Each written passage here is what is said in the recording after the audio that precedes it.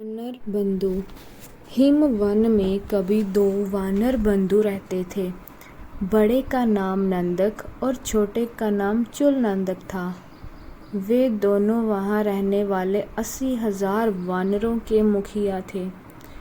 एक बार वे दोनों वानर बंधु अपने साथियों के साथ कूदते फूदते किसी दूरस्थ वन में चले गए और अपने साथियों के साथ नए नए की फलों का आनंद लेते रहे। उनकी बूढ़ी माँ भी थी जो वृद्धावस्था में कूद नहीं सकती थी, इसलिए वह हिमवा के वन में ही रहा करती थी।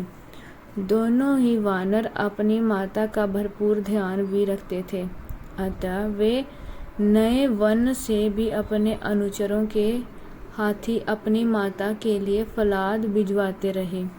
कुछ दिन के बाद जब दोनों वानर हिमवा स्थित अपने घर पहुँचे तो उन्होंने अपनी माता को कंकाल के रूप में पाया। वह बिल्कुल हड्डी की ठठरी बन चुकी थी। उसने कई दिनों से कुछ भी नहीं खाया था। उनके द्वारा भेजे गए फल भी उस बूढ़ी और रुग्ण माता तक नहीं पहुँचे थे, क्योंकि सभी बांदरों ने वो फल रास्ते में ही चट कर लिए थे।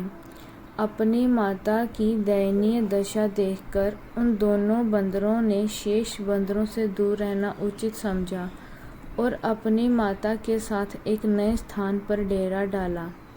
एक दिन उस वन में एक शिकारी आया।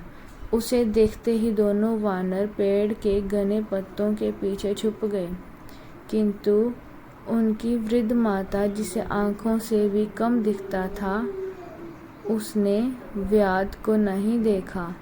व्याध एक ब्राह्मण था जो कभी तक्षशिला के विश्व विख्यात गुरु पराशर्य का छात्र रह चुका था, किंतु अपने अवगुणों के कारण वहां से निकाला जा चुका था। जैसे ही व्याध की दृष्टि बूढ़ी बंदरिया पर पड़ी, उसने उस पर तीर से मारना चाहा। अपनी माता के प्राणों की रक्षा हेतु नंदक कूदता हुआ व्याध के सामने आ खड़ा हुआ और कहा, हे व्याध, तुम मेरे प्राण ले लो, मगर मेरी माता का संहार ना करो। व्याध ने नंदक की बात मान ली और तीर से उसे मार डाला। दुष्ट व्याध ने नंदक को दिए गए वचन का उल्लंघन करते हुए फिर से उसकी बूढ़ी मरकटी माँ पर तीर का निशाना लगाना चाहा। इस बार छोटा भाई चूल नंदक कूदता हुआ उसके सामने आ खड़ा हुआ। उसने भी अपने भाई की तरह व्याध से कहा, हे व्याध, तुम मेरे प्राण ले ले, मगर मेरी माता को ना मार।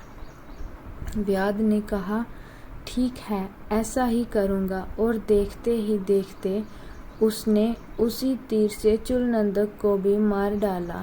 फिर अपने वचन का पालन ना करते हुए उसने अपने तरकश से एक और तीर निकाला और बूढ़ी मरकटी को भी भेद डाला। 3 बंदरों का शिकार कर वह व्याध बहुत प्रसन्न था, क्योंकि उसने एक ही दिन में उनका शिकार किया था। यथाशीघ्र वह अपने घर पहुंचकर अपनी पत्नी और बच्चों को अपना पराक्रम दिखाना चाहता था। जैसे ही वह अपने घर के करीब पहुंच रहा था तो उसे सूचना मिली कि एक वज्रपात से उसके घर ध्वस्त हो चुका था और उसके परिवार वाले भी मारे जा चुके थे। अपने परिजनों के वियोग को उसे मन से नहीं स्वीकारा, फिर भी विस्मय उसने उन्माद में दौड़ता हुआ वह अपने तीर, शिकार व अपने कपड़ों तक छोड़ जैसे ही अपने जले हुए घर में प्रवेश किया तो एक जली हुई भैंस बराबर कर गिर पड़ी और उसके साथ उसके घर के छत का बड़ा बाघ ठीक उसके सिर पर गिरा और तत्काल उसकी मृत्यु हो गई।